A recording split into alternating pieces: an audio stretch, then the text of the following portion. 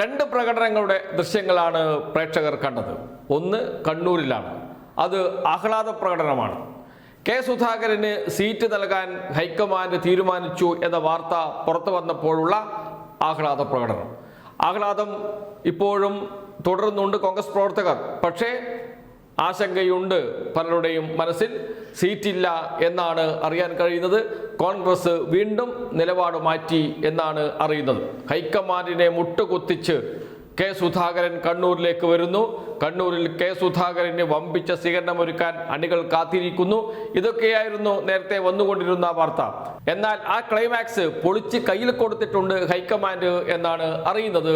K സുധാകരന് ഒടുവിൽ സീറ്റില്ല. അവിടെയും twist. ടി.ഒ. Mohanan തന്നെ മത്സരിക്കും എന്ന വാർത്ത പുറത്തു വരികയും ചെയ്യുന്നുണ്ട്. അതവിടെ നിൽക്കട്ടെ. മറ്റൊരു പ്രകടനത്തിന്റെ ദൃശ്യവും കൂടി പ്രേക്ഷകർ കണ്ടിട്ടുണ്ടാകും. അത് ആഹ്ലാദ പ്രകടനത്തിൻ്റെതല്ല, അത് ഒരു പ്രതിഷേധ പ്രകടനമാണ്. ഒന്ന് ആഹ്ലാദം, മറ്റൊന്ന് പ്രതിഷേധം. പെരുമ്പാവൂർ മത്സരിക്കുന്ന എൽദോസ് കുന്നപ്പള്ളിക്ക് സീറ്റ് നൽകേണ്ടതില്ല എന്ന് തീരുമാനിച്ചു ഹൈക്കമാൻഡ്. അദ്ദേഹത്തിന് എതിരെ ലൈംഗിക ആരോപണ കേസുണ്ട്. പെൺകുട്ടി നൽകിയ കേസ് നിലനിൽക്കുന്നുണ്ട്. അതുകൊണ്ട് തന്നെ സീറ്റ് നൽകേണ്ടതില്ല എന്ന് തീരുമാനിച്ചു ഹൈക്കമാൻഡ്. ദില്ലിയിൽ പോയി ഹൈക്കമാൻഡ് നേതാക്കളെയൊക്കെ കണ്ട് സംസാരിക്കുകയൊക്കെ ചെയ്തു എൽദോസ് കുന്നപ്പള്ളി. പക്ഷേ രക്ഷയില്ല എന്നാണ് അറിയുന്നത്. ഇപ്പോഴും പ്രതീക്ഷയിലാണ് അദ്ദേഹം. ചോദിക്കുന്ന ഒരു ചോദ്യമുണ്ട്. സമാനമായ കേസുകളുള്ളവർക്ക് സീറ്റ് നൽകിയിട്ടുണ്ട്. പ്രത്യേകിച്ച് കോവളത്ത് എം വിൻസെന്റിന്, കോൺഗ്രസ് നേതാവാണ്, സിറ്റിംഗ് MLA ആണ്, സീറ്റ് നൽകിയിട്ടുണ്ട്. അങ്ങനെയെങ്കിൽ എന്തുകൊണ്ട് എനിക്ക് സീറ്റ് നൽകിക്കൂടാ? എന്തുകൊണ്ടാണ് രണ്ട് ന്യായം, രണ്ട് നീതി എന്ന ചോദ്യമാണ് എൽദോസ് കുന്നപ്പള്ളി ചോദിക്കുന്നത്. അതേ ചോദ്യമാണ് പ്രകടനത്തിൽ പങ്കെടുത്തവരും ചോദിക്കുന്നത്. പ്രകടനത്തിലെ ദൃശ്യങ്ങൾ കുറച്ചുകൂടി കാണാം.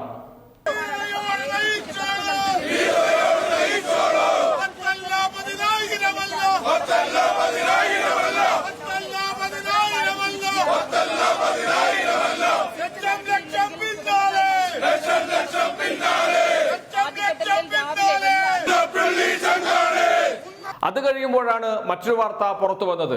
KSUവിന്റെ സംസ്ഥാന അധ്യക്ഷൻ അലോഷ്യസ് സേവ്യർ രാജിക്കൊരുങ്ങുന്നു എന്ന വാർത്ത.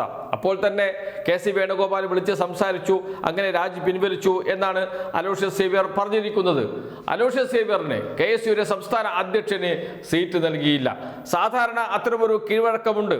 തെരഞ്ഞെടുപ്പ് നടക്കുന്ന സമയത്തുള്ള KSUവിന്റെയും യൂത്ത് കോൺഗ്രസിന്റെയും സംസ്ഥാന അധ്യക്ഷന്മാർക്ക് സീറ്റ് നൽകാറുണ്ടത്രേ. ഇത്തവണ അത് നിഷേധിച്ചു. അതിൽ പ്രതിഷേധിച്ചാണ് അലോഷ്യസ് സേവ്യർ രാജിക്ക് ഒരുങ്ങിയത്.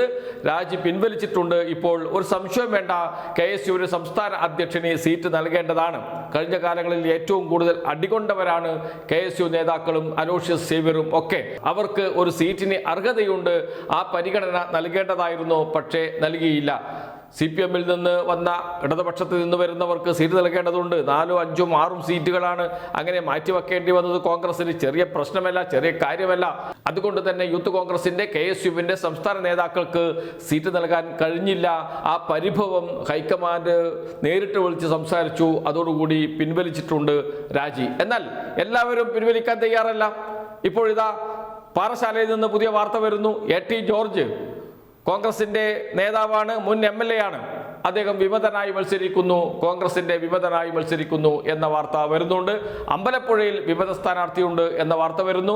എന്തിനേറെ പറയുന്നു, പുനലൂരിൽ മുസ്ലിം ലീഗ് സ്ഥാനാർത്ഥിക്കെതിരെ കോൺഗ്രസ് നേതാവ് വിമതനായി മത്സരിക്കുന്നു. പുനലൂരിൽ മുസ്ലിം ലീഗിന് സീറ്റ് നൽകരുത്, മുസ്ലിം ലീഗിന്റെ സ്ഥാനാർത്ഥി ഇവിടെ വേണ്ട എന്ന് പറഞ്ഞുകൊണ്ടാണ് വിമത സ്ഥാനാർത്ഥി രംഗത്ത് വരുന്നത്. അങ്ങ് അപ്പുറത്ത് തൃക്കരിപ്പൂരിൽ സന്ദീപ് വാര്യർക്കെതിരെ വിമത സ്ഥാനാർത്ഥി ഉണ്ടാകും എന്ന വാർത്തയും പുറത്തു വരുന്നുണ്ട്.